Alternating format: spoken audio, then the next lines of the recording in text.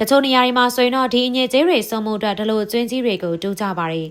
ကျွန်တော်တို့လူသားတွေရဲ့နေရက်တွေမှာအရေးကြီးတဲ့အရာတစ်ခုကအညစ်အကြေးစွန့်တာပါပဲအဲ့လိုအညစ်အကြေးစွန့်မှုအတွက်အိမ်သားတွေဆောက်လုပ်တဲ့အခါမှာအိမ်သားကျွင်းတွေလည်းတူးကြတာပေါ့နော်အဲ့လိုတည်ဆောက်မှုတွေမှာဆိုရင်တော့ Digging for Sanitation ဆိုတဲ့အလုပ်မျိုးစားတွေကအလွန်ကိုအရေးကြီးတာပါအဓိကအားဖြင့်တော့မြေကြီးမှာကျွင်းတူးပြီးတော့အညစ်အကြေးစွန့်မှုအတွက်တန်ရှင်းရေးစနစ်တစ်ခုဖြစ်နေတည်ဆောက်ကြရတာပါဒီလောက်ကတော်တော်လေးကိုခက်ခဲပြီးတော့အင်အားလဲလိုအပ်ပါတယ်မြေကြီးတူးတဲ့အခါမှာပို့ပြီးတော့နက်လာတာနဲ့မျှအောက်ဆီဂျင်လျော်နေလာတာနေရာချင်းပြီးတော့အပူများတာစားတဲ့ဒုက္ခတွေကိုလည်းခံစားရပါသေးတယ်။တန်ရှင်းရေးစနစ်အတွက်အခုလိုကျွင်းတူးရတာကလူတွေရဲ့ကျန်းမာရေးကိုတိုက်ရိုက်ကာကွယ်ပေးတာဖြစ်ပါတယ်။ဒီလိုကျွင်းတူးရတာကအညစ်အကြေးဆုံးဖို့အိမ်သာကျင်းလို့ယုံနေမကသေးပဲနဲ့တခြားအကြောင်းကိစ္စအမျိုးမျိုးကြောင့်လည်းတူးကြရပါတယ်။မြေတူးတဲ့လုပ်ငန်းဟာဆိုရင်တော့တန်ရှင်းရေးစနစ်တိုးတက်မှုတွေအတွက်အခြေခံတဲ့အစိပ်ပိုင်းတစ်ခုဖြစ်ကကူးစက်ရောဂါကာကွယ်တဲ့နေရာမှာလည်းအရေးကြီးတဲ့လုပ်ငန်းတစ်ခုဖြစ်ပါတယ်။ဒါကြောင့်ကျန်းမာရေးနဲ့တဘာဝပတ်ဝန်းကျင်ကိုထိခိုက်မှုမဖြစ်စေအောင်လို့အစိမ့်မြင့်နည်းပညာတွေနဲ့မြေတူးခြင်းလုပ်ငန်းတွေကိုချောချောမွေ့မွေ့ဆောင်ရွက်ရမယ်ဆိုတာက